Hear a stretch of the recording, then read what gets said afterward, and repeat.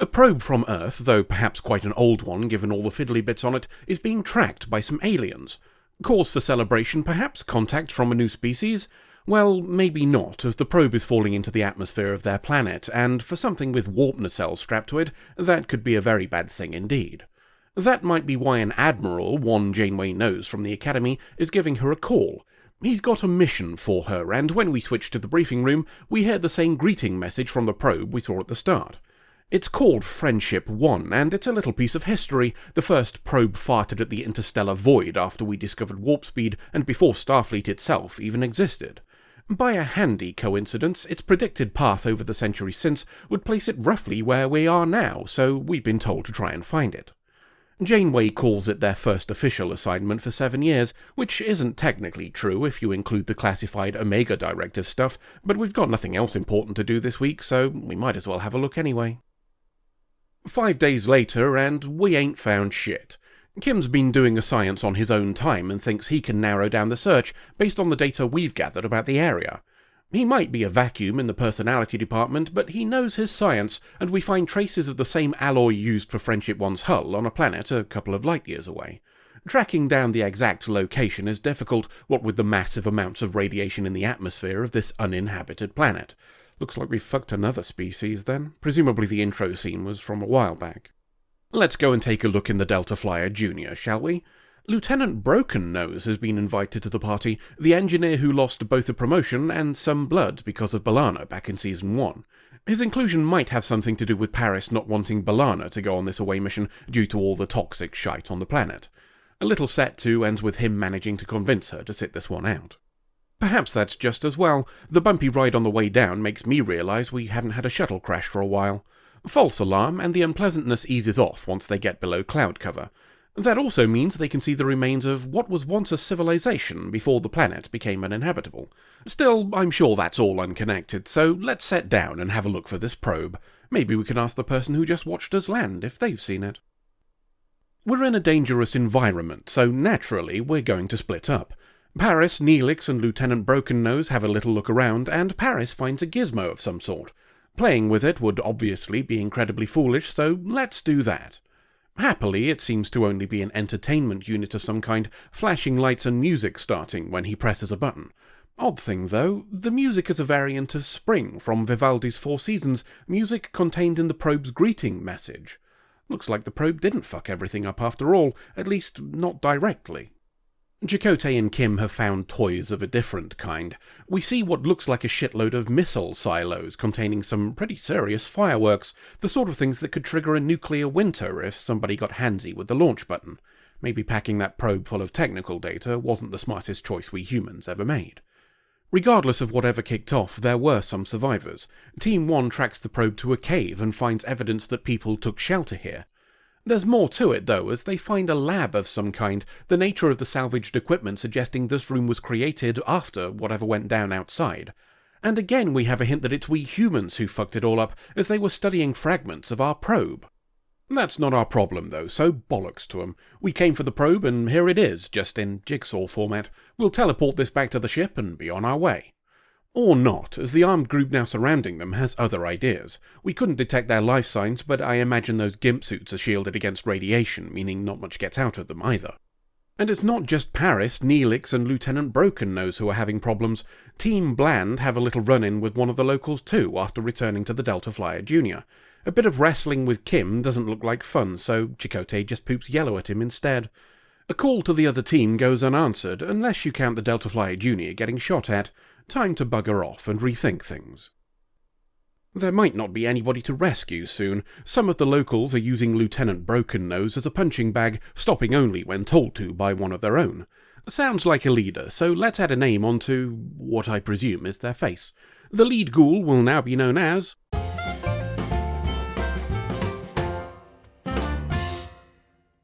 Morg Bath, offered by Commander Harry Belafonte.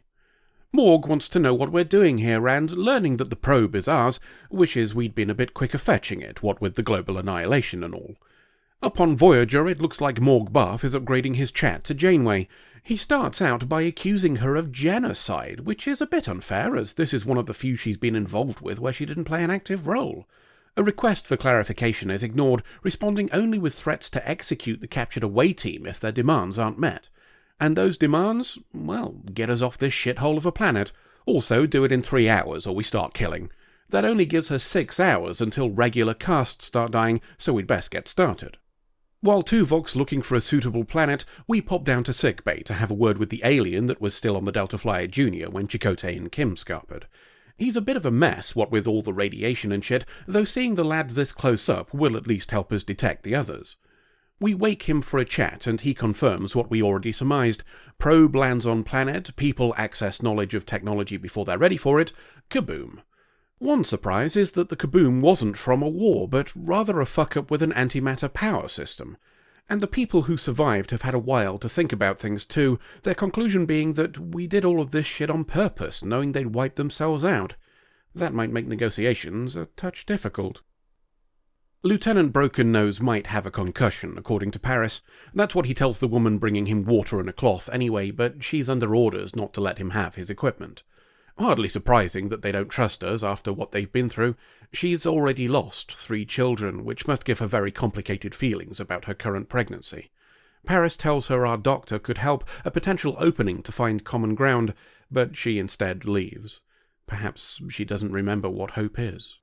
Back up on Voyager, we have a good news, bad news situation. The good news is we've found a planet. The bad news is it's a 2-month round trip.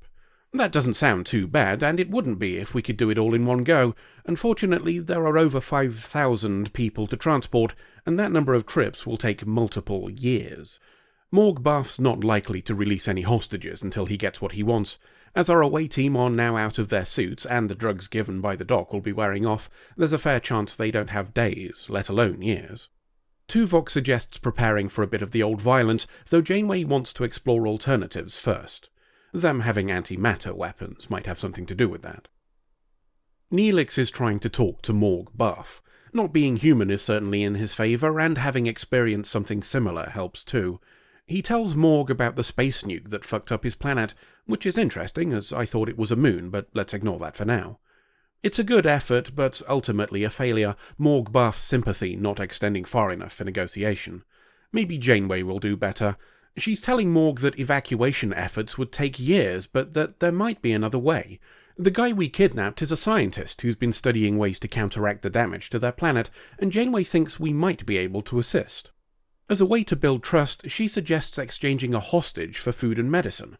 I think a better way would have been just sending the supplies myself, but let's see how it plays out. The answer is really fucking badly. Morg's going to send Lieutenant Broken Nose back to Voyager using the teleport boosters they took with them, but not quite how Janeway wanted. At least I assume she didn't want him with extra ventilation holes. I guess that's another corpse we're not using Borg Minibot Resurrection on then. Maybe not everybody is as hardline as Morg-Barf. The pregnant woman gives Paris and Neelix some vegetation to help combat the radiation, and Seven's getting on well enough with the kidnapped scientist too. Hardly surprising, as some of her minibots are helping to heal him. He thinks they could help all of his people, until Seven tells him that Morg has rejected all technological help.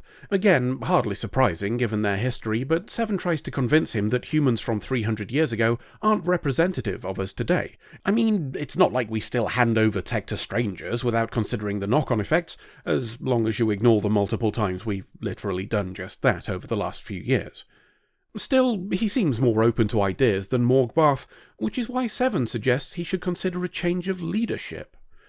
While she's plotting a coup, pregnant woman is going into labour, and rather sooner than she should be. She asks for Paris's help, and Morg-Barf lets him try. As Paris turns his hand to midwifery, some guards have spotted the Delta Flyer Jr. coming into land. It would appear Janeway has decided negotiations aren't working. Morg-Barf is informed and sends out some lads to look. It doesn't take long to find the rescue team, and pooping ensues. The team splits up, because of course they do, and Tuvok is captured. Things are going equally poorly for the birth, as the baby isn't breathing. Paris and Neelix do a science to it, and it starts to cry. To be fair, I'd do the same if the first thing I saw was Paris's face. The kid needs more treatment, but Morg-Barf refuses teleporting him to Voyager. Good thing, then, that the doc performs house calls. Tuvok's brought in with a guard, except the guard isn't. He hands Tuvok a gun and helps to poop yellow at any threat, before revealing himself to be the Doctor in disguise. You can't get radiation in your meat if you don't have any meat. Before they teleport away, Paris tells the new mum her son needs care and promises to return him. She agrees, and everybody buggers off back to Voyager. To the sick bay, where we discover the kid's doing well. Good, says Janeway, let's get him stable so we can throw him back down on the shithole planet with a handful of supplies and fuck off. It's a decision that takes Paris and Neelix by surprise. I mean, okay, one of them killed Lieutenant Brokennose, but we hadn't seen him for a whole season before today, so what have we really lost? Besides, that scientist lad's idea to fix the radiation is worth a shot, regardless of what Morg Barth wants. Janeway listens and decides to help, possibly because she's realised how much it would piss off Morg for us to stick our oar in. The scientist has been busy while we've had our adventures on the surface, both with research and healing. Some fog in a jar does shiny things and disappears, and that means we can fix the planet, or something. Deploying it's going to be a bit of a problem, though. We'll have to fart out a load of fireworks, and, for reasons nobody bothers to explain, that means taking Voyager into the atmosphere. Maybe Janeway just wants to be closer to the kabooms. The scientist returns home with the kid and tries to convince everybody that Voyager's willing to help. Morg Barth outright rejects any interference, but not everybody agrees now that new mum's holding a reason to believe us. Shaking from the fireworks gives Morg a reason to claim we're attacking them, and an excuse to try and dust off all of those lovely missiles so he can shoot back. He's overruled by new mum pointing a gun at him, and the guard he orders to stop her tells him to go do one. It would appear that Morg has just been deposed. A kid tells them to come outside, and they all arrive just in time to see the sky brighten and let through sunlight. With a bit of luck, their recently ruined atmosphere will still be able to filter out most of the shortwave ultraviolet radiation from their sun, and they won't all die as a result. Janeway's in Lieutenant Brokennose's quarters, where a nearly complete model of Voyager sits in a bottle. If you squint really hard, you can almost pretend that the bottom of it wasn't cut off to fit the model in. Chakotay joins her, Lieutenant Brokennose's quarters now apparently being fair game for anybody who wants a look. Well, anybody except the Doctor, Seven and Ramrod, I imagine. The probe's data will be sent back to Starfleet, where I suspect it might get accidentally lost due to how bad we fucked up, and we leave Janeway and Chakotay to divvy up Lieutenant Brokennose's possessions as we fly away. Okay, so let's start with why this doesn't work, shall we? The alien planet is about 30,000 light-years away from Earth. The probe was launched 300 years ago, but the scientist guy said they'd had decades to think about why we sent it, so let's be generous and only take 20 years off. Covering 30,000 light-years in 280 years means a constant speed of just over warp 4. That would be fine for current vessels, but this was launched only 4 years after the very first warp flight, and ships didn't start exceeding warp 2 until some 80 years later, meaning the numbers simply don't add up. Now, it's possible the probe went through a wibbly or swirly of some kind, but then how would we have been able to project its course if so? It's not the first time people on the show didn't think too hard about the numbers, and I've become mostly numb to it these days, but it's still worth pointing out. Well then, I doubt anybody at the time was surprised to see Lieutenant Brokennose take a bullet, and I doubt I'd have been surprised if I'd not already been told by people in the comments. This whole thing was telegraphed about as much as when unnamed guy called Durst had his face nicked back in Season 1. Had I the inclination, I'd go through and check how many times a non-core member of the crew has gone on an away mission and not come back. I suspect the number isn't favourable. We could have a whole discussion on how the lack of will to alter the cast for a show from season to season robs it of any real drama, but that's a well-worn path by this point. Trek itself basically invented the problem with its red shirt death of the week. As I've said before, whether you care for the new Trek shows or not, one of their main positives is that they aren't precious about messing with the lineup. Whether that's purely for drama or partly to let the actors know they're replaceable is another matter. To the story itself then, and besides that problem with the numbers, I rather liked it. The central premise offers a good, solid moral quandary. We humans indirectly caused the initial catastrophe, and by an action that would now be considered a breach of the Prime Directive. But the Prime Directive didn't exist at the time, so it's not, technically, a breach. Would acting to correct that initial event be considered an attempt to fix the damage, or a Prime Directive breach, all by itself? I'm inclined to argue the former, as something doesn't stop being wrong just because it was legal at the time.